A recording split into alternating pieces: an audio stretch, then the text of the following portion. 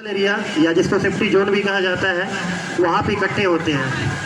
हमेशा ध्यान होना चाहिए कि जो भी आपका असेंबल एरिया है या जो सेफ्टी जोन है वो बिल्डिंग के हाइट से कम 1.5 गुना दूरी पे होना चाहिए। अगर मान लीजिए आपकी बिल्डिंग हाइट 50 फीट है तो कम से कम 75 फीट दूर पे होने चाहिए। साथ ही साथ यहाँ पे ध्यान देना चाहिए कि कोई भी इलेक्ट्रिक्स पोल्स या वायर वगैरह ना हो। जैसे जितने भी बच्चे हैं असेंबल समय समय पर इस ड्रिल का आयोजन कराना चाहिए। जैसे कि आप देख पा रहे हैं कि स्काउट गाइड के बच्चों के द्वारा 2 आर्म चेयर के द्वारा एक विक्टिम को बाहर निकाला जा रहा है। आप दूसरे नंबर पे देख पा रहे होंगे कि जो स्थानीय संसाधनों के माध्यम से ब्लैंकेट और पाइप के माध्यम से इम्प्रोवाइज स्ट्रेचर बनाया गया है और इसमें विक्टिम को बाहर निकाला जा रहा है। इसमें स्पाइनल इंजरी को चांसेस में देखते हुए तीसरे नंबर पे आप देख पा रहे हैं कि 2 बच्चियों के द्वारा पूर्व में की जा चुकी होती है, लेकिन टीम कमांडर द्वारा रिकन्फर्म करने के लिए 3 कार्रवाई अमल में लाई जाती है। इस कार्रवाई के दौरान जो भी हजार्ड मटेरियल होते हैं उनको दूर किया जाता है। साथ ही साथ सीन टेप के माध्यम से उस एरिया को चिन्हित किया जाता है ताकि कोई अनऑथराइज्ड पर्सन्स उस एरिया में एंटर ना कर सके। इससे बेनिफिट ये होता है कि हमारे जो भी बाईस्टैंडर्स हैं और विक्टिम्स हैं या अन्य लोगों की सुरक्षा को ध्यान रखा जा सके। इसमें आप देख पा रहे होंगे कि यहाँ पे 2 पॉइंट बनाया गया है, एक एंट्री पॉइंट और एक एग्जिट पॉइंट। यहाँ पे एंट्री पॉइंट जो एंट्री के लिए है, हमेशा उसी पॉइंट से जब भी आप रेस्क्यू करते हैं उससे एंट्री करेंगे। दूसरा एग्जिट पॉइंट पे जब भी आप कोई भी चीज़ें विक्टिम बाहर निकालते हैं या जो भी निकालते हैं तो एग्जिट पॉइंट से बाहर निकाला जाता है। यहाँ पे जिसके वजह से जो स्कूल्स के बच्चे हैं या जो फर्स्ट रिस्पॉन्डर द्वारा उनको बाहर नहीं निकाला जा सका। यहाँ पे MFR टीम जो होती है वो लगभग फर्स्ट एड में ट्रेन होती है और विभिन्न हॉस्पिटल संसाधनों उनके द्वारा यहाँ प्रशिक्षण प्राप्त करते हैं। साथ ही साथ NDRF टीम के साथ सर्जन्स, डॉक्टर्स, पैरामेडिक्स होते हैं और साथ ही साथ जितने भी रेस्क्यूअर्स होते हैं उनको कम से कम 6 महीना मेडिकल फर्स्ट रिस्पॉन्डर का ट्रेनिंग प्रॉपर दिया जाता है। किसी भी विक्टिम को ऑन साइट हम PhD देते हैं तो उससे बेनिफिट ये होता है कि उसको उसी कंडीशन में स्टेबलाइज कर सकते हैं और उसको क्रिटिकल कंडीशन आप देख पा रहे हैं कि NDRF टीम के द्वारा एक विक्टिम को स्ट्रेचर में प्रॉपर स्टेबलाइज करके बाहर निकाला जा रहा है। और साथ ही साथ उनको जो हमारा बाएं तरफ देख पा रहे होंगे, बाएं तरफ हमारा पहले से एक पोस्ट इस्टेब्लिश किया गया है समय को बचाने के लिए। ये पैदल साथ में चलते रहता है और जैसे ही विक्टिम को लाया जाता है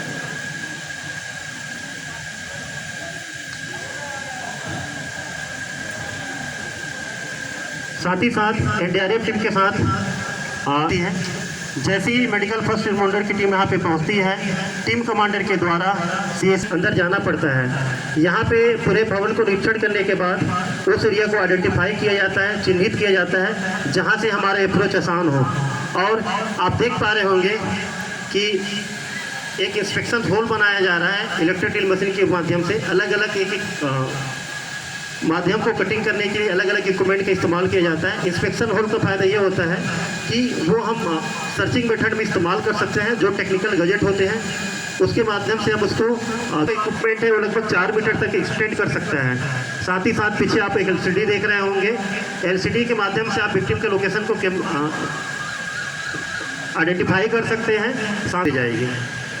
यहाँ पे आप देख पा रहे हैं जैसे ही ट्रायंगुलर कटिंग करने के बाद एक विक्टिम को पता चलता है कि एक विक्टिम वहाँ पे अंदर दबा हुआ है और उस विक्टिम को निकालने के लिए MFR की टीम के द्वारा अप्रोच किया जा रहा है। और साथ ही साथ इसमें नर्सिंग उनको प्रॉपर ऑन साइट ट्रीटमेंट देना चाहिए और उसको प्रॉपर तरीके से स्टेबलाइज करने के बाद ही उस जगह से बाहर निकालना चाहिए। आप लोग चाहें तो नज़दीक से जाकर यहाँ पे विक्टिम को प्रॉपर स्टेबलाइज करने के बाद बाहर निकाला जा रहा है मेडिकल टीम की तरफ से। और यहाँ पे ये सीनियर एम्बुलेंस भी आ चुकी है तो सीधा एम्बुलेंस में उनको शिफ्ट किया जाएगा, चले जाइए ना, ट्रांच किया जाता है। उसके प्रायोरिटी के आधार पे उसके चोट के पहुँचती है जब अर्थक्वेक होता है। कई जगह हमारी टीम पहुँची हुई है।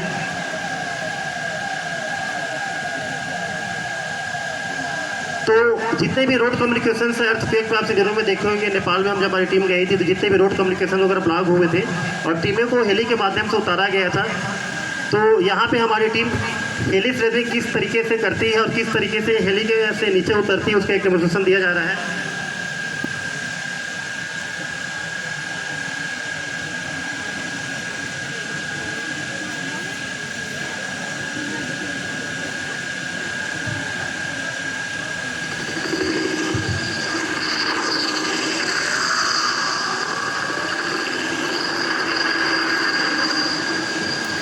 चालू हो जाएगी। यहाँ पे आप देख पा रहे हैं कि रेस्क्यूअर के द्वारा खाली मेटल ग्लोब के माध्यम से, बाकी उनको कोई सपोर्ट नहीं दिया गया है, और मेटल ग्लोब के माध्यम से ही रेस्क्यूअर्स नीचे उतर रहे हैं। लगभग ये 50 फीट का हाइट है, तो हेली में मिनिमम 50 फीट की हाइट से ही नीचे ड्रॉप किया जाता है। जैसे ही एनडीआरएफ की टीम यहाँ पे पहुँचती है, पहुँचने के बाद वो बिल्डिंग जो मल्टी स्टोरी पर पहुँचने के वो बर्बाद नष्ट हो गए रहते हैं, तो क्लाइंबिंग के माध्यम से वहाँ पे एक रेस्क्यूअर ऊपर पहुँचने की कोशिश करता है, और रेस्क्यूअर ऊपर पहुँचने के बाद वहाँ पे बेस बनाता है। अब बेस बनाने के माध्यम से ही किसी भी विक्टिम को बाहर नीचे उतारा जाता है। यहाँ पे मैं चाहूँगा कि आप अपना ध्यान सामने की तरफ ले जाएंगे। यहाँ पे आप देख पा रहे होंगे कि सिंगल रोप और जो डबल एक्सटेंडर है, उसके माध्यम से एक रेस्क्यूअर जो है ऊपर चढ़ रहा है। इसमें सबसे इम्पॉर्टेंट चीज़ होता है कि आपको आपके बाजू में स्ट्रेंथ होना चाहिए, साथ ही साथ आपका पैर है और बॉडी बैलेंस होना चाहिए।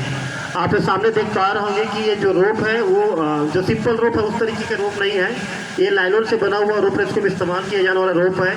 अगर हम ऊपर से नीचे या नीचे से ऊपर जाते हैं तो लगभग ये 2800 kg के वेट को कैरी कर सकता है, और पेलर आप लोग देख पा रहे हैं ऊपर की तरफ, वो 1400 वेट को कैरी करता है। तो आप लोगों से अनुरोध है कि जो सिंपल रोप से इस तरीके से चढ़ने के इस्तेमाल आप नहीं करेंगे, और साथ ही साथ इसमें जितने भी रिसोर्सेस इस्तेमाल किए जा रहे हैं, आपके ग्लव्स वगैरह, वो प्रॉपर उस तरीके से रोप रेस्क्यू के लिए डिजाइन किया गया है और बना गया है। तो इस तरीके से आप देख पा रहे होंगे कि वहाँ पे जो रेस्क्यूअर्स है ऊपर पहुँचता है, इस्टेब्लिश हो जाता है। इस्टेब्लिश होने के बाद जैसे कि मैंने पूर्व में उल्लेख किया था कि सर्चिंग का मेथड होता है। सर्चिंग हम फिजिकल सर्चिंग भी करते हैं और टेक्निकल सर्चिंग भी करते हैं, और कैनाइन के माध्यम से भी सर्चिंग किया जाता है सर्चिंग विक्टिम के लिए।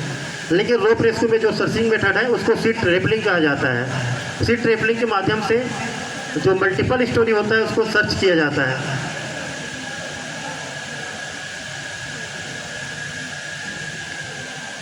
यहाँ पे अंडर रेस्क्यूअर के द्वारा उनको सपोर्ट दिया जाता है, और दोनों रेस्क्यूअर्स आपस में ताल मिला के जो भी बिल्डिंग के अलग अलग स्टोरेज बिल्डिंग में सर्च करते हैं। आप देख पा रहे होंगे कि ये जो तीसरे फ्लोर पे सर्च कर रहे हैं, और साथ ही साथ लोगों को आवाज़ दे रहे हैं कि अगर कोई बंदा वहाँ फंसा हुआ हो तो उनको आइडेंटिफाई कर लिया जाए और चिन्हित कर लिया जाए।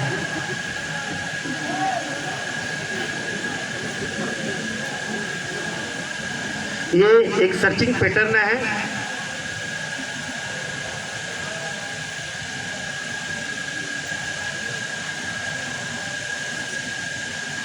जितने भी रोप रेस्क्यू ट्रेनिंग्स हैं, ये नेहरू माउंटेनिंग इंस्टीट्यूट उत्तरकाशी में किया जाता है। लगभग बेसिक ट्रेनिंग के बाद जो भी होते हैं उनको एडवांस कोर्स भी कराया जाता है।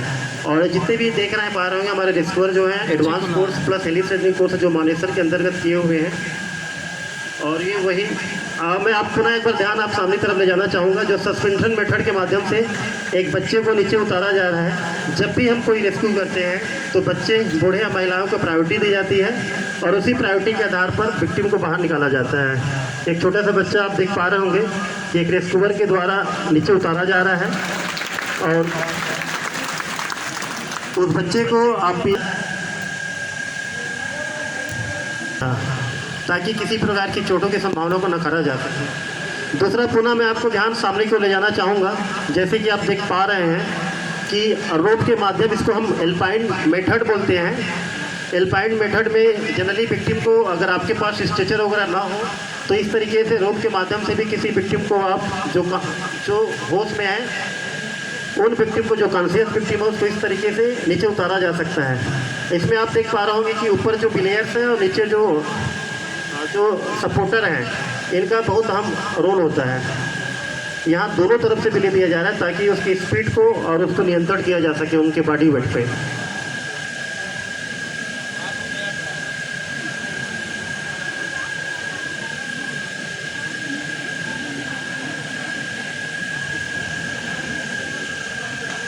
साथ ही साथ अब जब कभी किसी विक्टिम को उतारते हैं तो स्ट्रेचर पे स्टेबलाइज किया गया है, और स्ट्रेचर में स्टेबलाइज करने के बाद ऊपर ब्लेयर के माध्यम से, ब्लेयर जो है आप देख पा रहे होंगे कि एक मेटल ग्लोब्स का इस्तेमाल कर रहा है, साथ ही साथ रोप के माध्यम से उसकी स्पीड को कंट्रोल कर रहा है।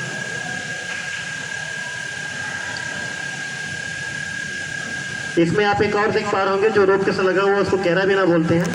वो कैराबिना जो है वो रोप के साथ अटैच रहता है, और वो उसको उसके माध्यम से स्ट्रेचर उस पर सपोर्ट किया हुआ है। में ए फ्रेम स्ट्रेचर्स। इसमें विक्टिम का जो पोजीशन होता है पैर वाले से नीचे की तरफ पूरा स्ट्रेट होता है। साथ ही साथ नीचे से 2 रेस्क्यूअर्स के द्वारा उसको सपोर्ट दिया जाता है।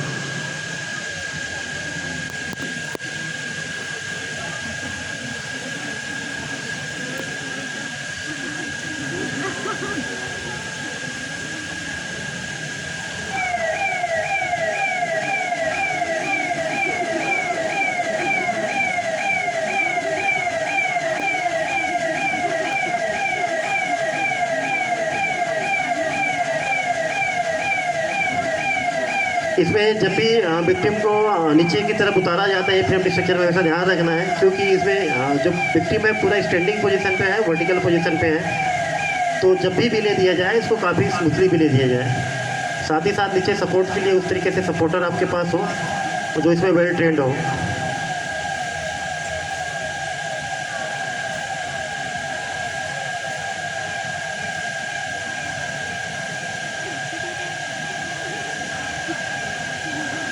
किस तरीके से स्ट्रेचर से हम एक बिल्डिंग से दूसरे बिल्डिंग ले जा सकते हैं, तो इसमें सबसे बड़ा होता है प्लेयर का इसमें रोल होता है। जो दूसरे बिल्डिंग में आप देख पा रहे होंगे एक प्लेयर हो और ये सिंगल रोप से ले जाया जा रहा है, डबल रोप भी किया जा सकता है, तो सिंगल रोप के माध्यम से उस तरीके से उसको किया जा सकता है। लेकिन इसका वेट कैपेसिटी सफिशिएंट है, लगभग ये आपका 1400 kg वेट को आराम से कैरी कर सकता है।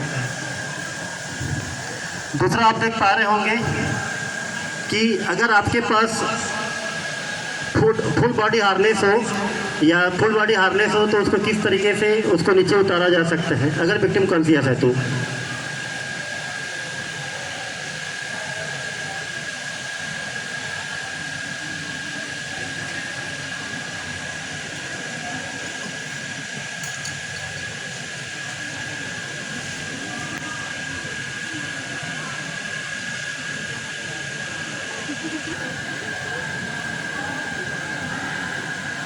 जाना हो या नीचे से ऊपर ले जाना हो तो रोल डिस्ट्रेचर का इस्तेमाल किया जाता है। इसमें विक्टिम को पूरी तरह से पैक कर दिया जाता है। अगर विक्टिम अनकॉन्शियस है या बेहोश है तो ये रोल डिस्ट्रेचर का इस्तेमाल आप करते हैं। इसमें एक रेस्क्यूअर जो है अपने पैरों के बैलेंस से नीचे की तरफ उतरता है और साथ ही साथ पैरों के सपोर्ट के माध्यम से विक्टिम को धीरे धीरे नीचे उतारता है। इसमें सबसे महत्वपूर्ण चीज़ है कि आपका बैलेंसिंग पूरा बॉडी का आपके पैर के ऊपर बैलेंस होना चाहिए, तभी आप ये रेस्क्यू को कर सकते हैं।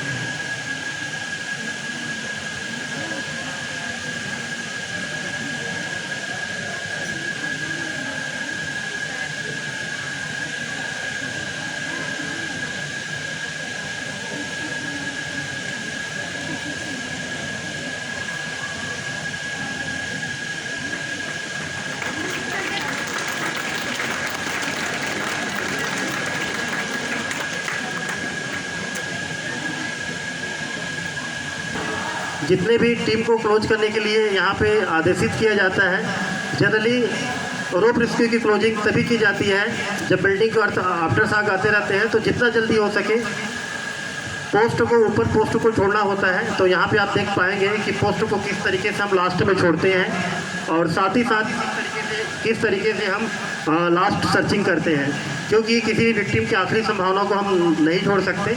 अगर विक्टिम फिर पुनः मिलता है तो फिर से रेस्क्यू आपसे हम शुरू करेंगे। तो इस तरीके से रेपलिंग, स्लेथरिंग और फ्लैग होस्टिंग का मुख्य उद्देश्य है कि लगभग यह जो हमने जो ऑपरेशन है वो सफलतापूर्वक कंप्लीट कर लिया है और सभी विक्टिम को सही सलामत बाहर निकाल दिया गया है, उन चीज़ों को इंडिकेट करता है। तो ये एक विजयी चिन्ह है हमारे ऑपरेशन के सफलता होने का।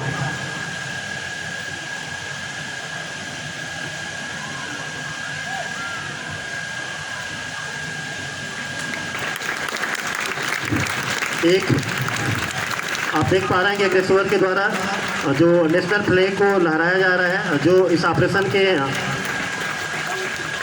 सफलता को दर्शाया जा रहा है। इस तरीके से जल्द बिल्डिंग को छोड़ा जाता है और साथ ही साथ आप रेपलिंग के माध्यम से जो और विक्टिम हो या होने की संभावना हो उनको सर्च किया जाता है। तो इस तरीके से लगभग ये हमारा लास्ट सभी विक्टिम को बाहर निकाल दिया जाता है और कंफर्म होने के बाद कि और कोई विक्टिम नहीं है तो इंसिडेंट कमांडर से परमिशन लिया जाता है और आप सबको क्लोज किया जाता है।